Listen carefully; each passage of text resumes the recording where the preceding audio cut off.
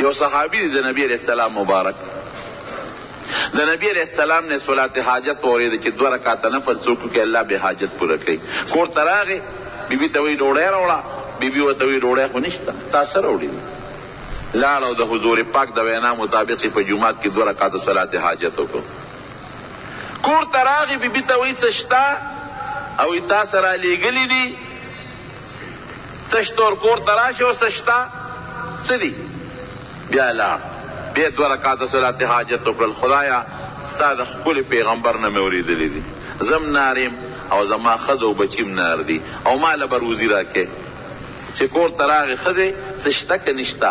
ښځه ورته وایي یو تار سره وړي دي، وګوره څه دې راوړي؟ ښځې څه شته؟ وایي سړیه ناشنا قصه شروع ده. هغه څنګه؟ راشه وګوره میچن تاویږي او اوړه ترې رابیږي، او چې د کور څونه لوښي ومې ته ډک کړل. کور کې بل لوښي نشته چې د اوړو نه ډک کړم. او بله قصه ده، اور بلیږي په تنور کې، ډوډۍ پکې پورې کېږي او رانړېږي، ټول کور مې د ډوډو ډک شو. دا د هغه 2 رکعاتو صلات حاجت برکت، د هغه یقین جوړو چې دی کې دا کمال شته. چې راغی میچنې پله ورغې ورېږه وګورم چې د غنمو دا لار ورته د کوم ځای نه را روانه ده. دا سرو زرو د چرګې هغه د هګۍ قصه ده که نه، چرګې لاړه کړه هر څه ختم شو. زه ګورم چې دا دانې د کمې را روانې دي، خو چې پله یې ګوتې یوړې میچن ودرېده. لاړ حضور پاک مبارک لا نبی علیہ السلام ته قصه وکړه، وی صاحب دا چلو. نبی علیہ السلام فرمایي ګوره ستا په هغه 2 رکعاتو یقین برابر و، او بیا چې میچنې پله دې ګوتې یوړې نو هغه یقین دې بل خوا لاړ. چې ګورم چې د کوم ځای نه غنم را روان دي، وی زما د قسم په هغه ذات چې زما ستا د هغه په اختیار کې ده، که د میچنې د پله د ګوتې نه وي وړې، تر قیامته پورې به دا پل ګرځېده، اوړه به یې راغورځول او تنور به ډوډۍ درکولې. دا حقیقت دی. سورہ یاسین عام مسلمانانو ته بیادي. نبی کریم صلی اللہ علیہ وسلم فرمائی چې څوک د سورہ یاسین تلاوت کوي، الله بدل د قرآن شریف د 10 ختم ثواب ورکي. 10 ځله چې قرآن شریف ختم کړي، دا برکت دی. او چې څوک سحر وختي د سورہ یاسین تلاوت کوي، نو پروردگار به د ورځې حاجتونه پوره کړي. الکه غریب ما او فقیر پیسې نشته، ډوډۍ نشته. حضور پاک وی صورت واقعه چې کم دی لوستل کېږي او کم خلک یې لولي، پروردگار به فقر او فاقه ختمه کړي. د قبر د عذاب نه یریږم او د قبر د تیرو نه یریږم.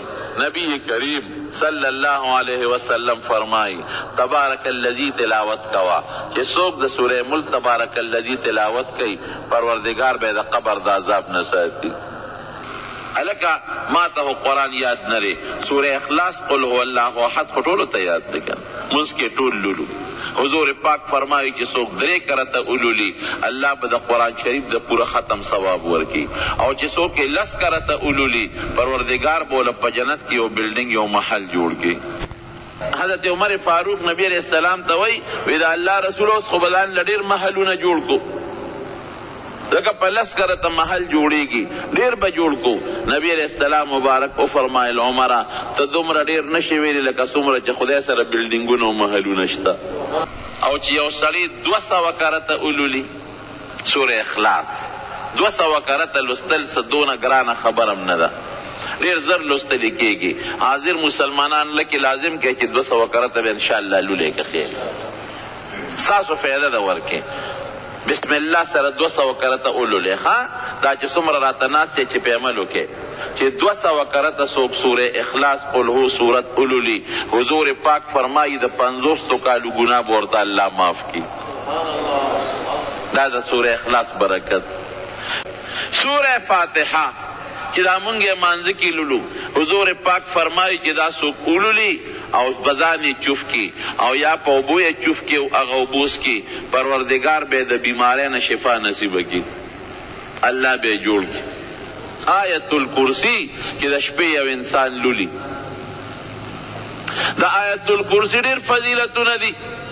یو فضیلت یې دا دی چې پروردگار به دې د شیطانانو او د پیریانو د ضرر نه محفوظ کی.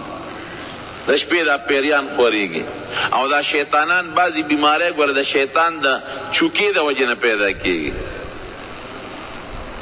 ډېرې بیماری داسې دي شیطان په انسان کې څه اثر وکړي، زخم کې ولا څه څښاپ وکړي ووایي او یا څه بل څه اثر وکړي، د هغې نه دا کینسر او دا خطرناکې بیماری پیدا کېږي.